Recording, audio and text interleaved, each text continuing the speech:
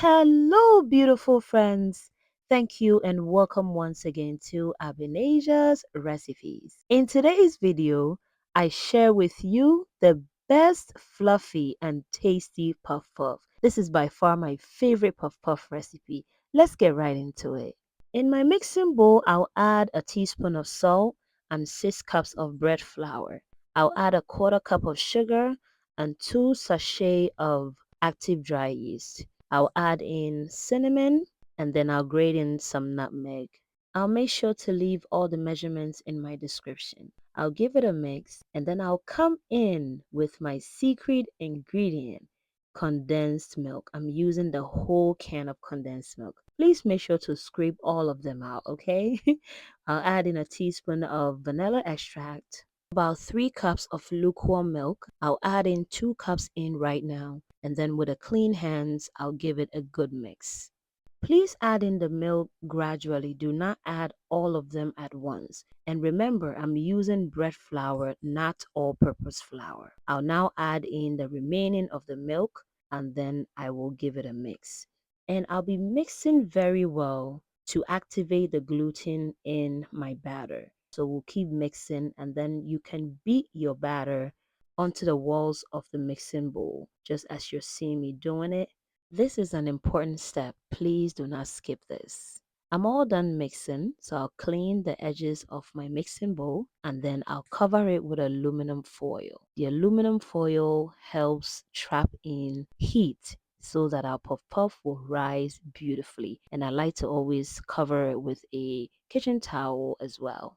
I'll keep this in a warm place for about an hour or until it doubles in size. 1 hour later, guys, my batter has risen beautifully. I'll get my hands in there and then I will deflate all the air out of the batter. And to scoop your batter into your oil, we'll be using the throw and catch method.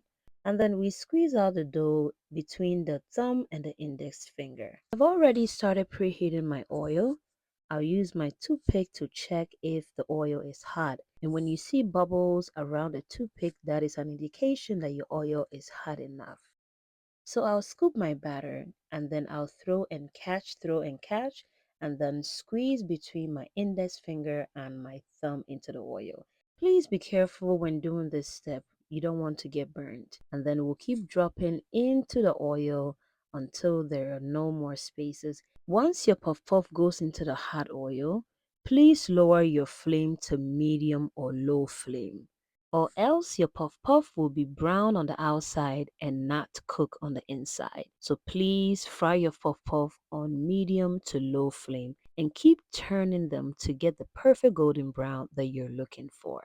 If today is your first time on this channel, a warm welcome to you. Thank you so much for stopping by. If you have not subscribed yet, please kindly do me a favor and subscribe so that you can be part of this family.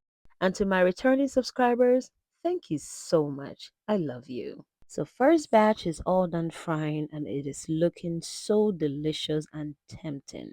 And yes, I do have people eating this puff puff while I was still frying. Oh yeah, that's what goes on in this house. So we'll begin frying the second batch. And please note, the oil is super hot when you're frying the second batch.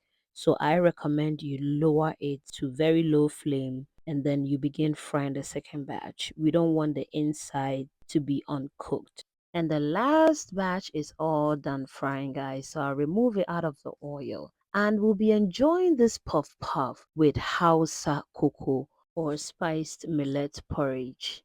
I'll leave a link in my description on how you can make your own authentic spiced millet porridge. Breakfast is ready to be served, and I have a calabash full of puff puff. And I need to open one for you to see the inside. This is my favorite puff puff recipe. If you make this to any crowd or any party, trust me, everyone is going to be talking about it.